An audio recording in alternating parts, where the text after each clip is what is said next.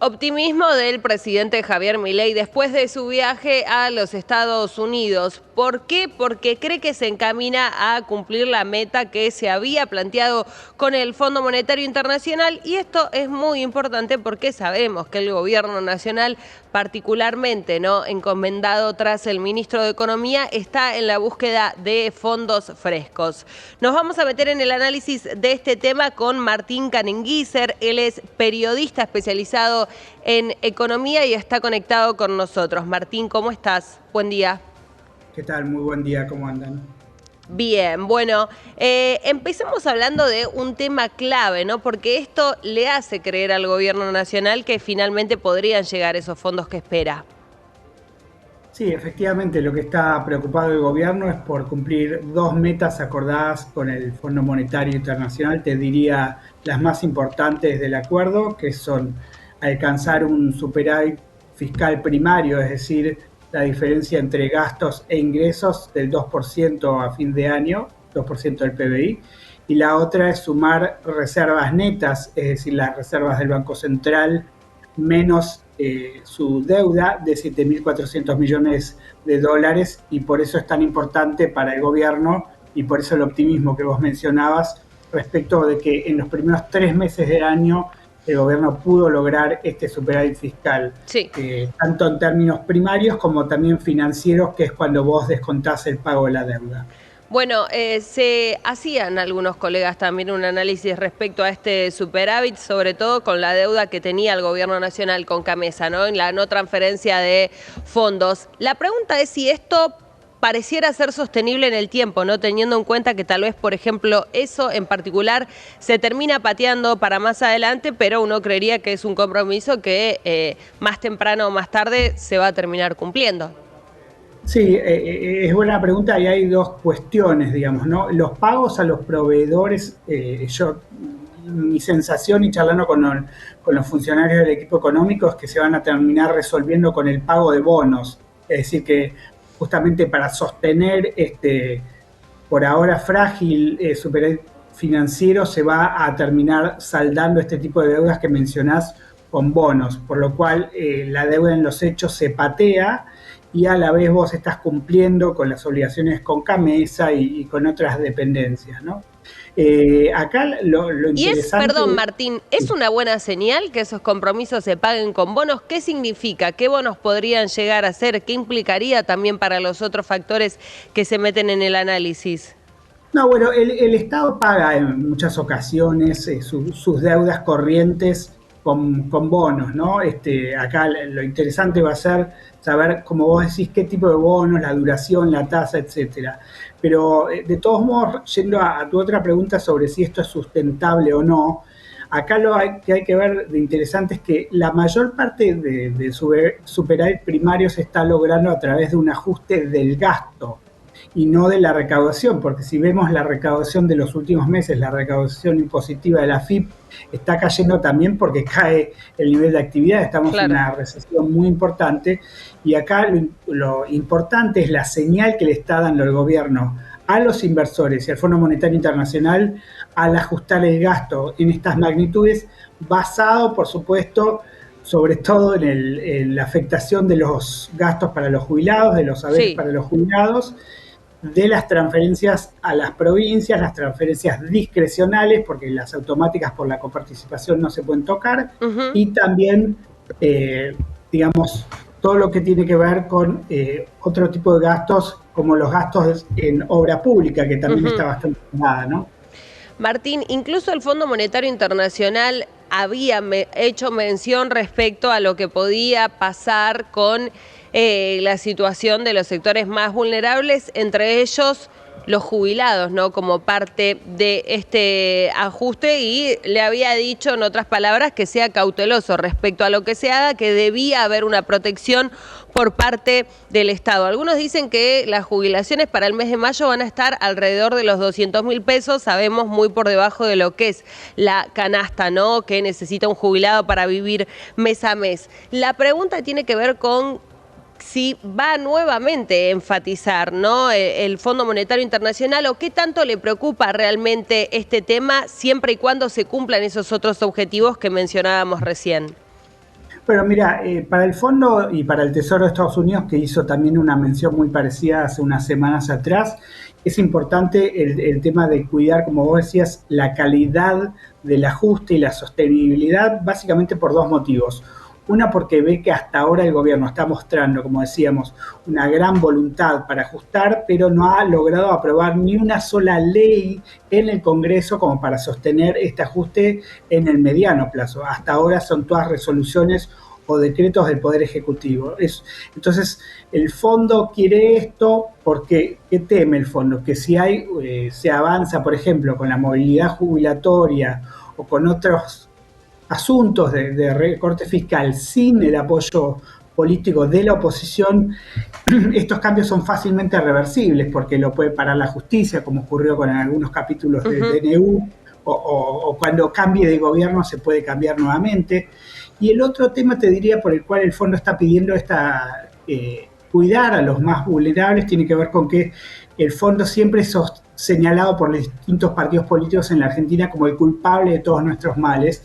Sobre todo esto fue aumentando a partir de la crisis del 2001 y lo que quiere el fondo es no quedar una vez más como el malo de la película y por eso le pide al gobierno que alcance el mayor consenso posible.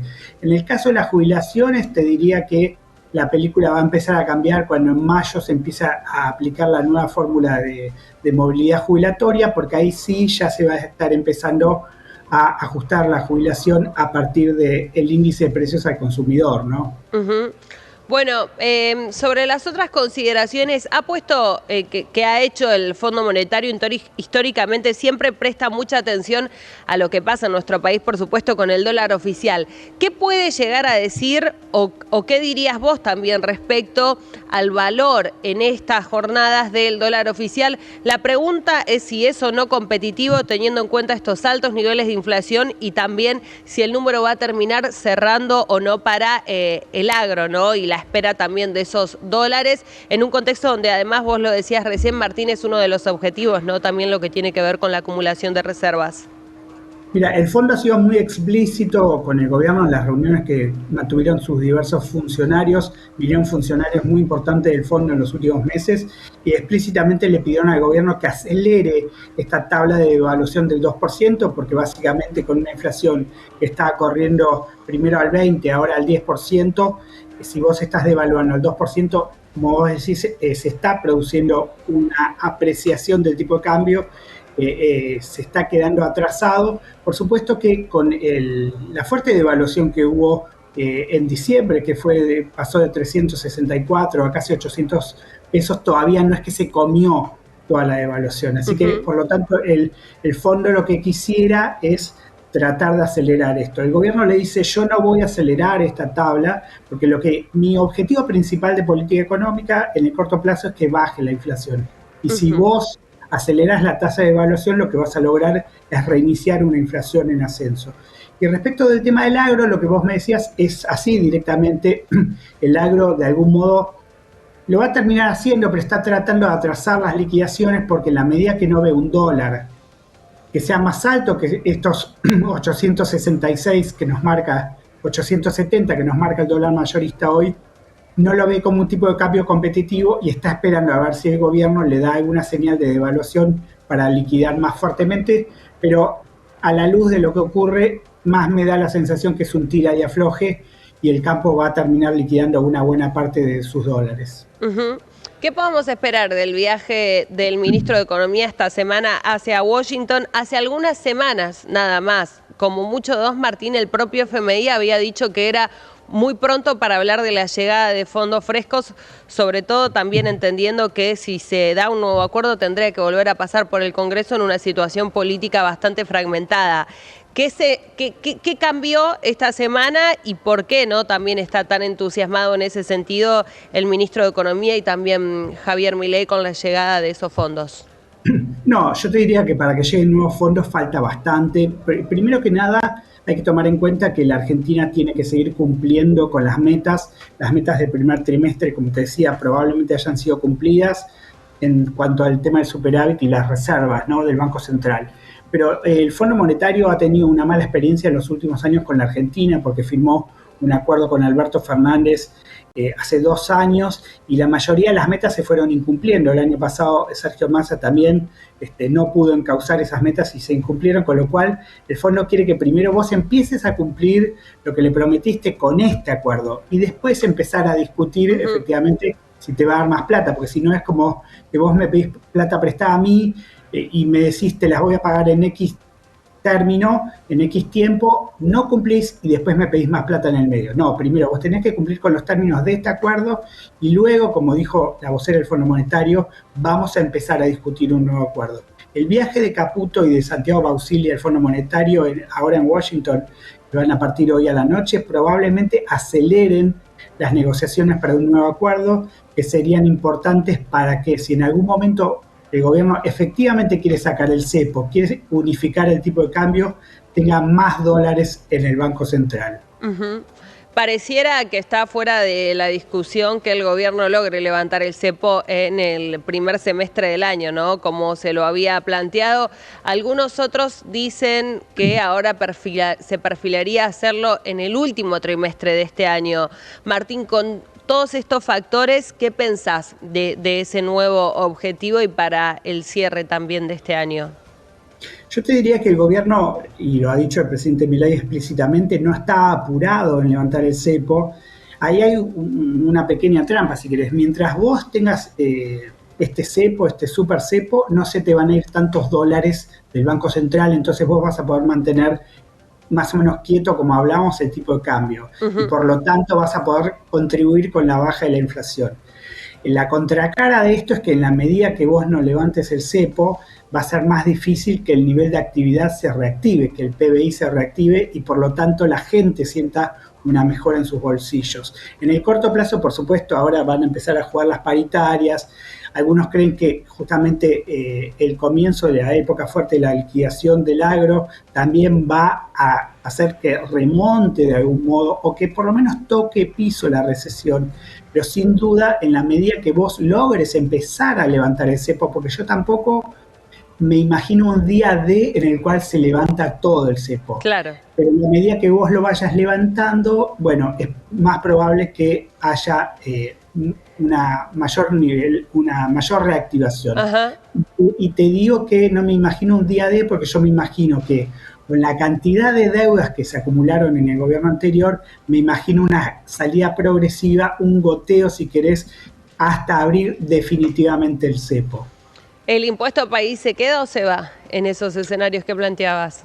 No, yo creo que el impuesto país, que hoy es uno de los más fuertes, lamentablemente se transformó en uno de los impuestos más fuertes, pese a que iba a ser un impuesto transitorio en el sistema tributario. Cuando desaparezca completamente el cepo, ahí ya no tiene sentido, porque se supone que se va a ir a un tipo de cambio unificado, pero en el mientras tanto el gobierno, y sobre todo con la caída de otros impuestos, bueno, en el caso de ganancias, por la reforma que hizo Massa, y en el caso del IVA, por la caída del nivel de actividad, vos tenés que sostener ese impuesto país que, te repito, en la medida que el cepo desaparezca, y subrayo completamente, ahí va a desaparecer, no sabemos cuándo. Bueno, Martín, antes de despedirte muy cortito, te llevo a otro tema, tiene que ver con el aumento en las prepagas. Dicen que el ministro de Economía está pensando, ¿no?, en si no llevar a cabo una intervención en los precios, por lo menos tener una reunión y conversar este punto, ¿no? Pero que Sturzenegger no estaría nada de acuerdo, ¿no?, con que se lleve a cabo eso. ¿Vos tenés alguna información al respecto, teniendo en cuenta también, ¿no?, todas las noticias que circularon también y sobre todo la situación de la clase media muy complicada, pensando incluso en los próximos aumentos que van a venir?